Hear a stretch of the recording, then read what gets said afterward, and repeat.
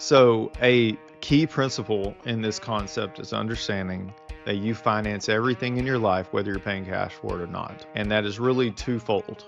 So, you're always giving up interest. On one hand, when you're borrowing from the bank, you're not earning interest on those dollars because you're paying interest on those dollars.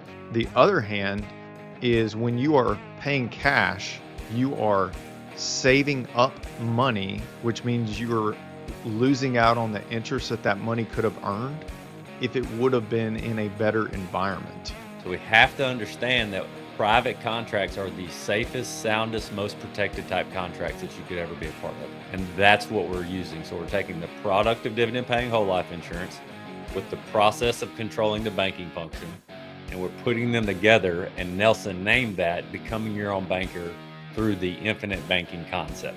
That is a very important piece. When you think through the idea of where can we put money, there's only a few places we can put money, but there's even fewer places that we can put money and know that it's safe. Because if you put it under the mattress and you have a house fire, well, guess what? Now, we know the reality is when we don't have our money in an environment where there's any opportunity for growth whatsoever, that inflation alone will start to eat into the money that we are holding on to. Welcome to the Cashflow Legendz podcast with your hosts Nate, Brandon, and Brock. Remember, our insights are not direct financial advice, so consult with your financial team before making any decisions based on the topics discussed in this show. Welcome back to Cashflow Legendz. Nate and I are here today to do something that seems to be very fitting and in perfect timing. Nate and I just got back from our 5th Nelson Nash think tank, which was and always is very humbling, Nate. And we'll definitely talk about it more in depth, but it seemed very appropriate for us to spend some time talking about Nelson's book, Becoming Your Own Banker, because it was fresh on our mind. So maybe one key takeaway from the think tank in Orlando, Florida this year that really stuck with you that may segue really well into conversating about Nelson's book, Becoming Your Own Banker. Probably the point that hit me the most, that caused me to really ponder, was when James Nethery was doing his presentation, and he introduced he was walking through an example of introducing a client to the idea of family banking. And when he got down to the grandbaby, he said, "Do you realize that grandbaby gets to do infinite banking their entire life now?" See, we can only flash back to 8 years ago, essentially, when we started our policies. Yep. But this grandbaby gets to never know what it's like to be without infinite banking, which, what an incredible gift that is. Absolutely, Nate. I love James' presentation. It was actually piggybacked off of last year. He just kind of updated on what had occurred from last year to this year. The thing that I appreciated the most about the think tank was definitely James was up there, but was Jason Lowe's message on do simple better. And for anybody listening, if you go search infinite banking or becoming your own banker online, you're going to find people that are talking about IBC in a sensationalized way. And the truth is that it is a simple process. And our heart and our goal is to be sure you understand why it makes sense. But that requires conversation. And that'll segue us into, Nate, what Nelson says at the beginning of his 5th edition on the introduction to Becoming Your Own Banker. This entire process, there you go, the infinite banking concept is a text for a 10-hour course of instruction about the power of dividend paying whole life insurance. I want to touch on that 10-hour real quick. One of the presenters at the think tank made a great point about how this is a life process. This is not a get rich quick scheme.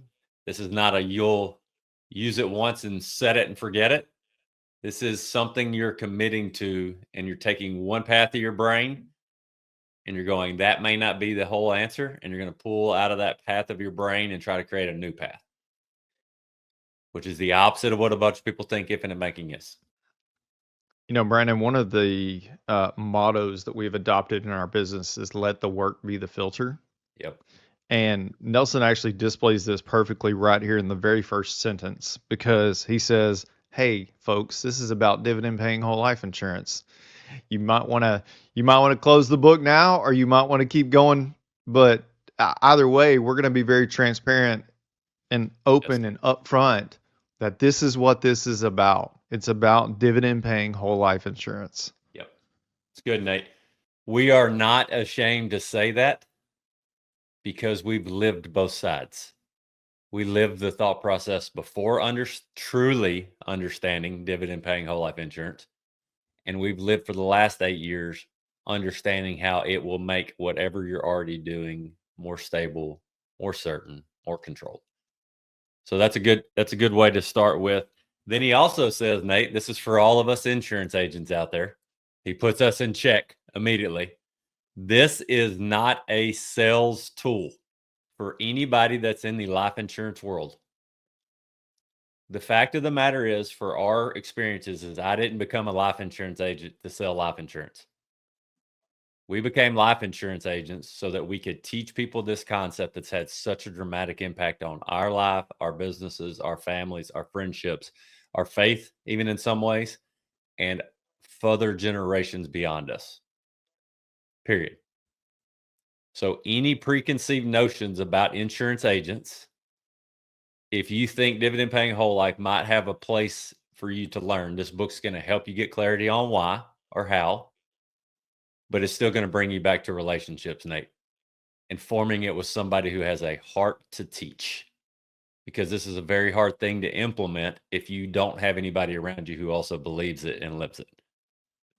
Yeah, there's an angry bald man out there that screams at people for the things that they do with their money. Sometimes you may it rhymes with rave Ramsey. Anyways, but you know, he tells people when speaking about the infinite banking concept, he says, "Oh, that's just a way for life insurance agents to sell more life insurance."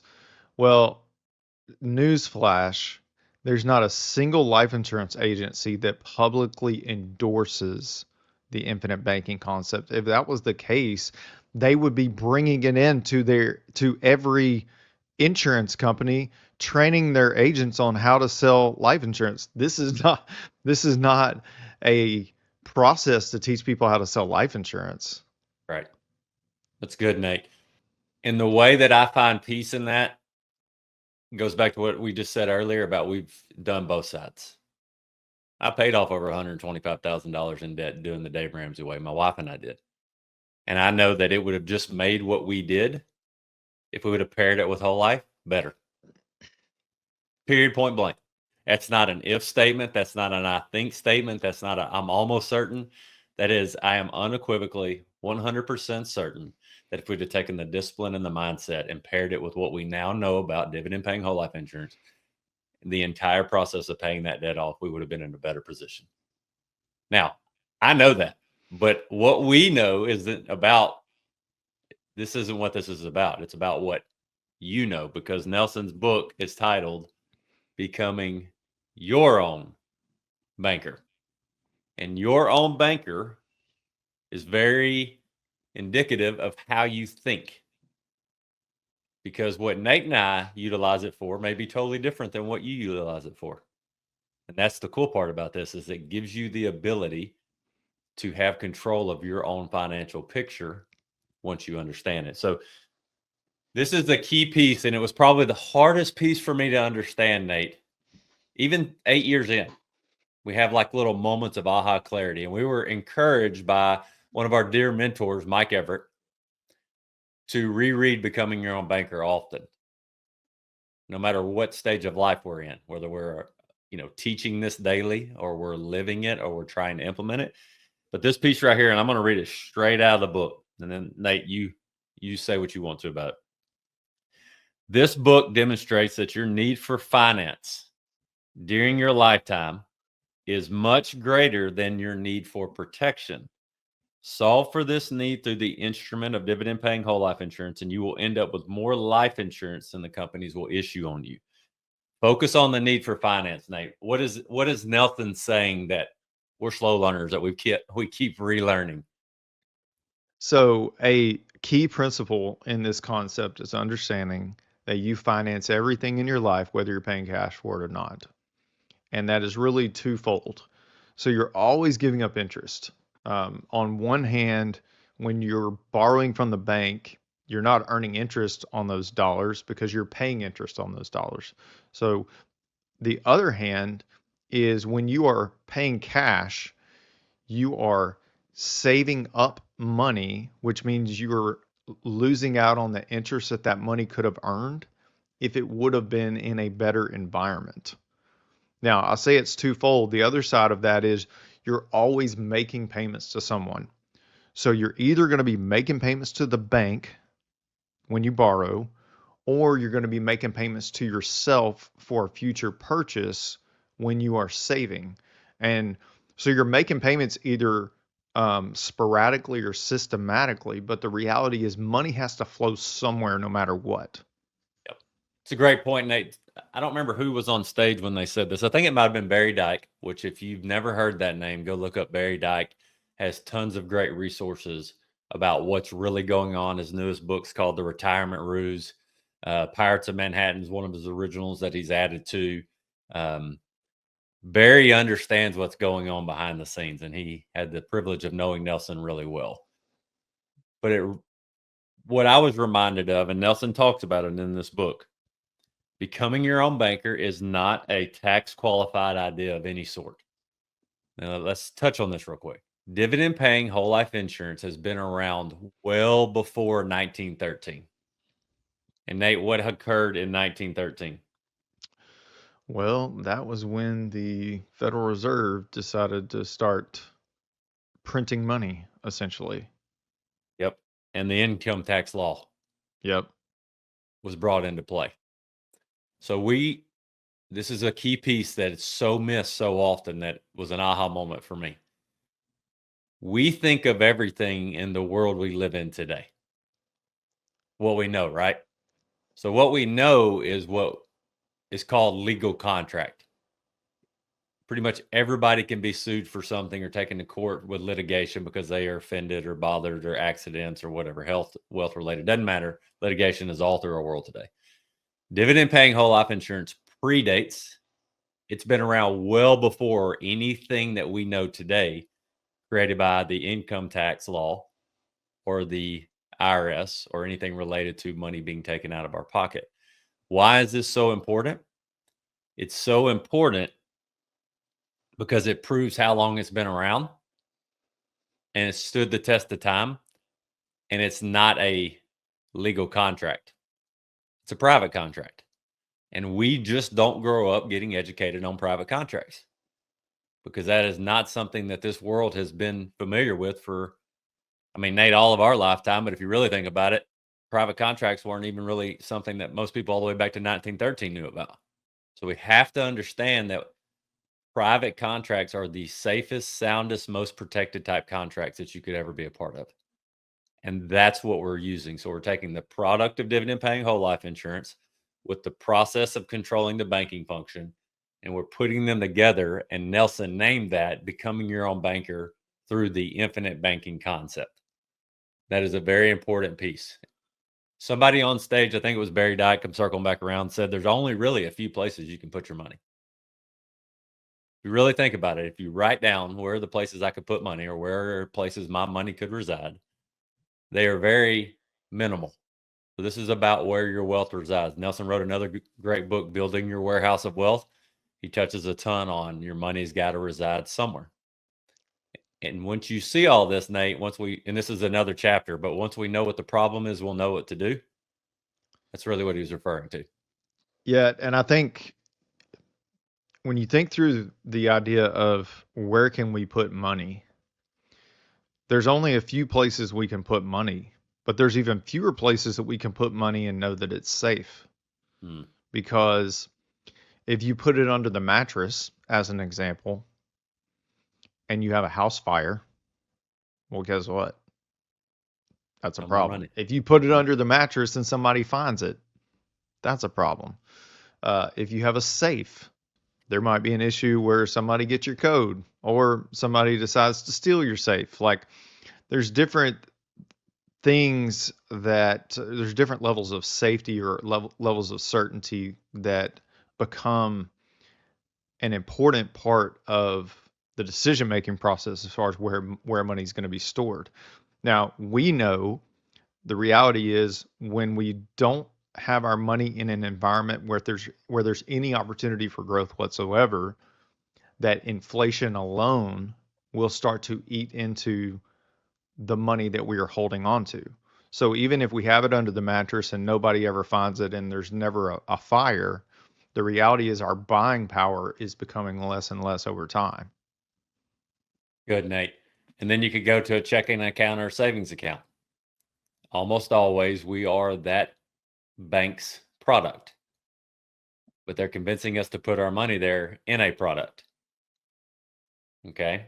So when we think about that, what benefits do we get there? We're not telling you what to think. We're asking, what benefits do you get when your money's in a checking account? You get some convenience because you can move money quickly. Maybe you get a little bit of an interest rate, depending on what year it is, okay, in the economy. But in the ultimate theme of how money works, there's not a whole lot of benefit other than they're storing your money for you. Okay, air quotes there if you're not watching. All right. So then Nelson says, once we know what the problem is, we'll know what to do. Well, why do they encourage us to put our money in their products? All right. So then we have the other place. It could go into the market in some capacity. Well, then that brings us to the thought process of, do we understand the difference between guarantees and investing? Because investing means that it is possible we could lose something. So that's not guarantees. All right. So these are all these things, and there's only a few places our money can go. So would it stand to reason, Nate, that when we send our money anywhere, we probably want as many private contractual benefits as possible? Guaranteed. It would absolutely stand to reason. I Okay. mean, the reality is we want to maximize benefits and guarantees on the money that we're going to be holding on to and the money that's going to be flowing through our life. And not only do we want to maximize benefits and guarantees, but we want to maximize safety and certainty. So let's touch on two key points about safety and certainty. And Nelson makes this point. He says this book is not about investments of any kind. Now, that gentleman that Nate was talking about earlier, and he's not the only one that says it, says often you should never mix insurance with investments. And we agree completely. They are not meant to be the same thing. Meaning, I don't put $1 in insurance hoping it gives me a great rate of return. Because I've lived both sides and Nate has also, we realize how often this gets misunderstood in the open marketplace. And it gives people a misunderstanding or a half truth about whole life insurance. Whole life insurance with a mutual company is the best place that we can put our money first. That's not the place it stops or stays. That's a whole nother conversation for way later in the book. But it's about the fact that it gives us more certainty and control, peace of mind with what we do and then next. And that is a very important piece. Another piece that Nelson refers to at the very beginning. This is all out of just 2 pages, everybody, which is pretty powerful. This is a 92-page book that truthfully is about probably what, Nate, 80 pages when you factor in, some of the gaps in the contents and those kind of things. You could literally sit down and read this in 2 to 2.5 hours. If you're a super fast reader, like some of our friends and my wife, you could probably do it in an hour. And we have a cool way for you to read it that is kind of like a little hack the first time that'll really grab as much juice out of the squeeze as possible. So if you want that, just message us and let us know. But this is where it starts. And yes, we're going to charge you for it if you buy it off our website, because what we found is most people do not invest that are our ideal members in themselves. If they don't invest in themselves, they're not ready to grow. So if you're not ready to read a book to potentially change your mindset and benefit you, your family, and your generations to come, then we're not a good fit. And we know that. And that's okay. But we always want to make it available if you change your mind. So there's another piece Nelson says. Nelson wrote the last edition, the 5th edition in 2000. It is said often that Nelson said if he would have rewritten it, he would have taken some of the charts and graphs out that have numbers in it, because as time goes on, Nelson's words, interest rates go up and interest rates are down, but the process of banking goes on no matter what is happening. It is a well-known fact that banks make more money during times of low interest rates than when rates are high. You got to sit in that statement for a minute, Nate, if you know nothing about money and interest rates. I remember reading that the first time going, what in the world is this saying? Yeah. Well, the spread on interest rates is really what he's referring to there, because when interest rates are high, it's very easy to see the spread. When interest rates are low, it's a lot harder to see the spread. Here's what I mean by that. If let's say Fed rates are at 10%. Let's just go extreme. Fed rates are at 10%, okay? So the bank has a spread on the Fed rates versus what they can earn in the market or what they can charge. Okay.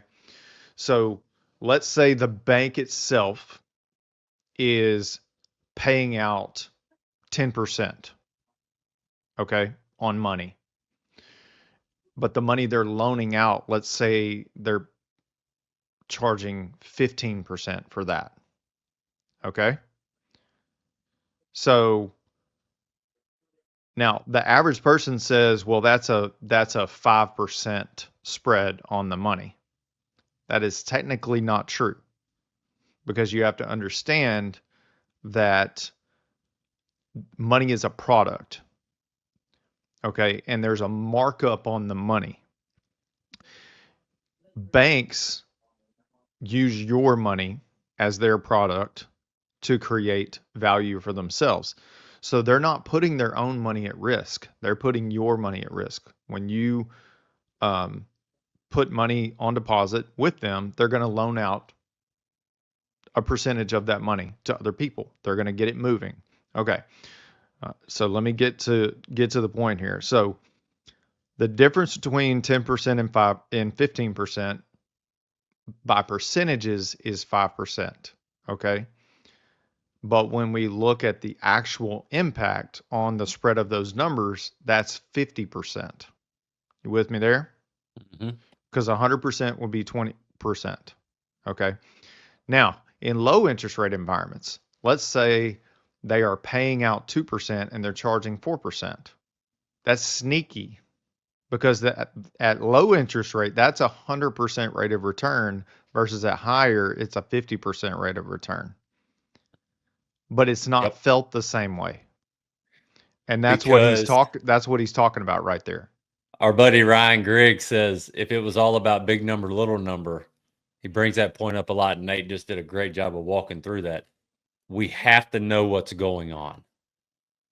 And Nelson said that a lot. Now, we did not know Nelson personally. Nelson is graduated, as he would refer to it, 6 years ago, roughly. But we are connected to lots of phenomenal mentors that knew Nelson well and for a long time. So we get to glean from their experience and relationship with him often, which is such a blessing. So let's tidy this up, Nate. He says, let me make it abundantly clear. I'm not talking about a bank in the conventional sense of the word. I am demonstrating that one can use dividend-paying whole life insurance to solve one's needs for finance throughout one's life. Now, simply put, the average American over their lifetime, and he wrote this book for the average Joe. He actually refers to that multiple times. The average Joe will spend $600,000 in interest over their lifetime. Interest in America, the last time I checked, and this was years ago. What he's saying is that you can control the process of money flow over your lifetime, where you start keeping more of that in your life, as opposed to giving it away to someone else that's going to use it for their benefit. Last piece, 2 pieces. The infinite banking concept is a major paradigm shift for most folks. It will require several thorough readings for a full understanding of its message, but the message is simple.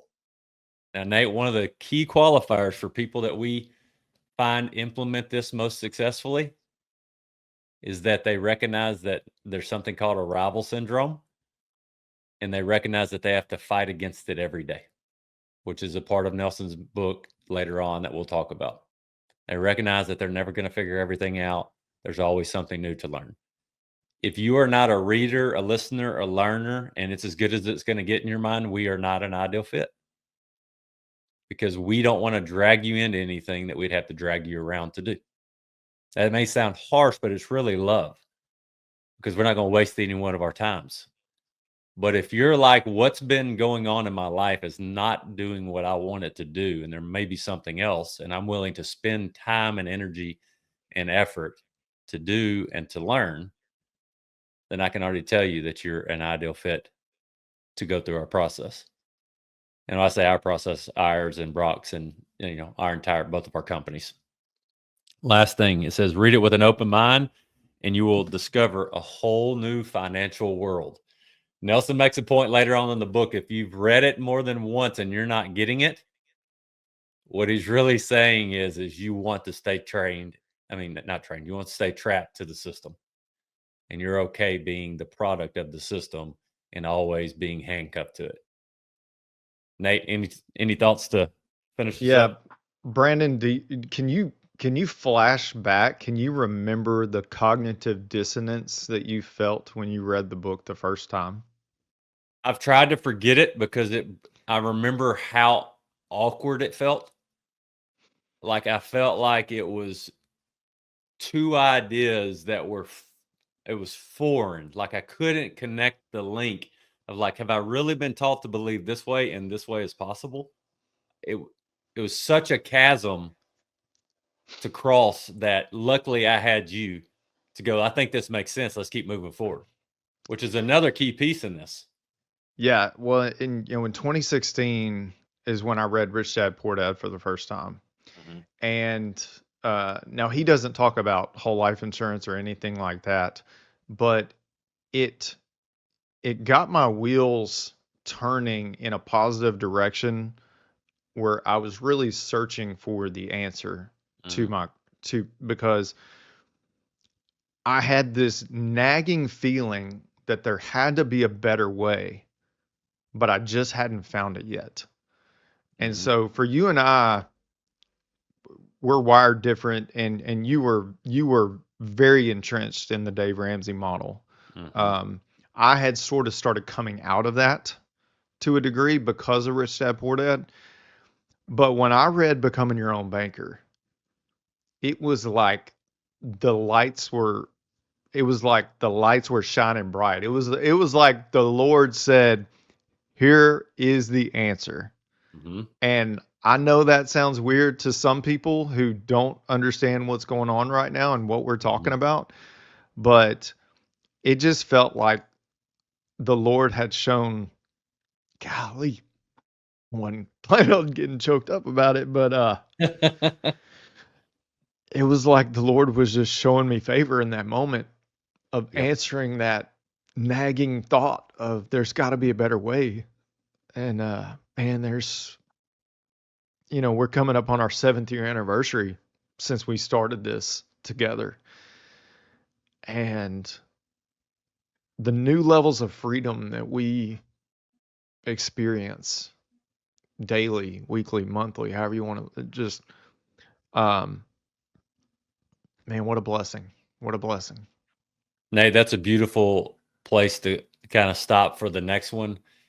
Is math isn't always money, and money isn't always math. You cannot factor in the rate of return on peace of mind until you know for sure you have it, or you don't have it and you don't know how to get it. And what Nate just bridged the gap there on was like, we weren't scared to work hard. We weren't scared to learn. We just didn't know all the rules to the game. And it's always a fine line for Nate and I because we want to really be sure everybody knows this, but we also know that we can't want somebody to know it more than you do. All right. We'll catch you on the next one. I'm having lunch delivered to. It's a pretty cool deal and right in line with our house.